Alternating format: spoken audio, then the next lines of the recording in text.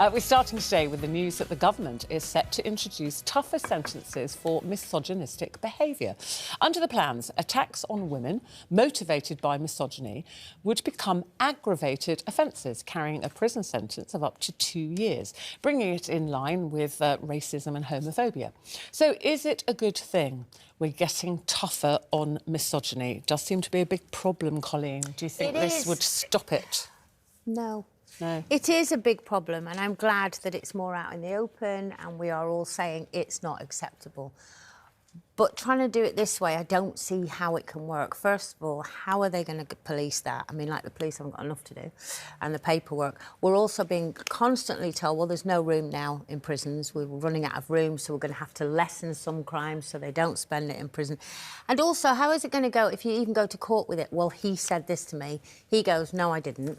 Unless you've actually caught something on camera or online, it's going to be so difficult to prove, which again is going to take up court time, court fees. Do I think something needs to be done? 100%. Do I think we need to start teaching our children better?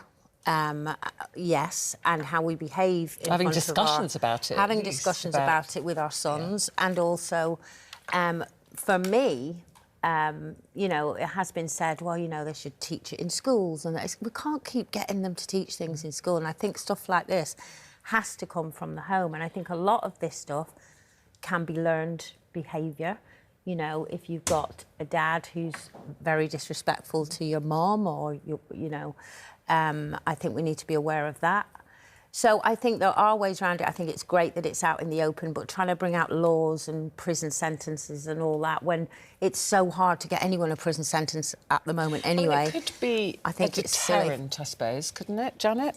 You know, that you say, I think it's there. They have to do it because of to bring it into line with laws, as you said in the start, about homophobia, racism. They've got laws discriminate ageism as well. So in a way, yes, it's a box-ticking exercise, but as Colleen has said, the practicality of enforcing it is incredibly difficult.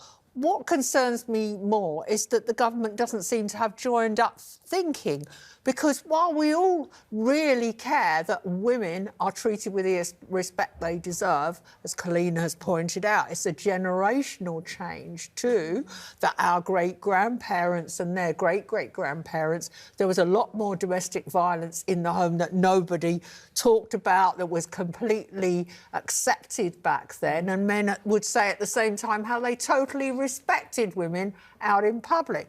But thank goodness now we're recognising that domestic violence is a huge problem and it's increasing, but at the same time the government's cut funding to refuges, to charities working with victims of domestic abuse. So you've got to put money towards helping victims who, you know, the real victims.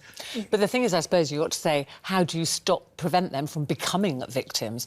I believe you do have to start educating young men and women, actually, young girls, to say this is not acceptable behaviour. So you obviously have got to tell young men, young boys, this is not how you treat women, it's unacceptable. But to say to girls, do not accept this behaviour from a young man, from a boyfriend, you know, this is not the norm.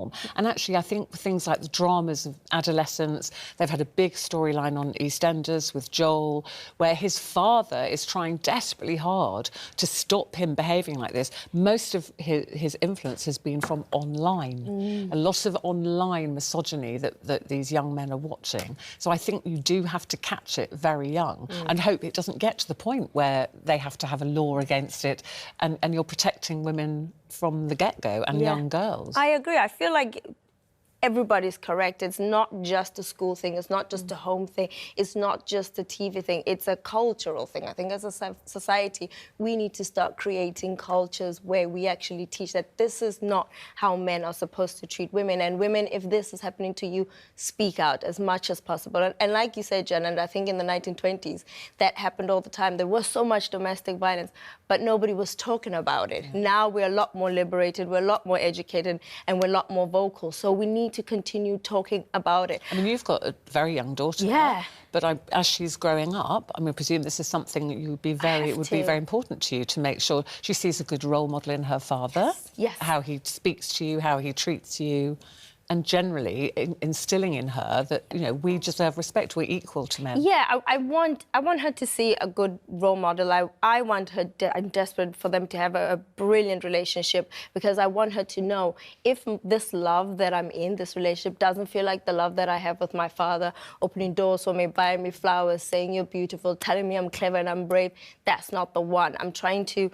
It's about the mentality, set a certain mentality that she should get used to this type of relationship with men, this type of relationship with older men who might be family, and this type of relationship in her own private life. It's setting that culture and that mindset already. Your daughter's very lucky to have a loving father and, you know, men in your family who she could look up to. But there will be, Janet, children who don't have that. They don't have role models. Like Colin said, they might be witnessing at home a male, you know, a parent, a male Well, obviously, the person. number of one-parent families places more burden on the mother. Yes. Far more burden on the mother. I think you're right, Roti. It's everything, isn't it? Yeah. It's within the family, it's school, it's us in society. And this is, I mean, this is... you know, just a proposal at the moment. It's something that the Labour government were proposing in opposition as well. So we'll see where it goes. It's also good for them to know that there are consequences when they do stuff like this. Exactly. You've got to have a deterrent. Yeah. Yeah.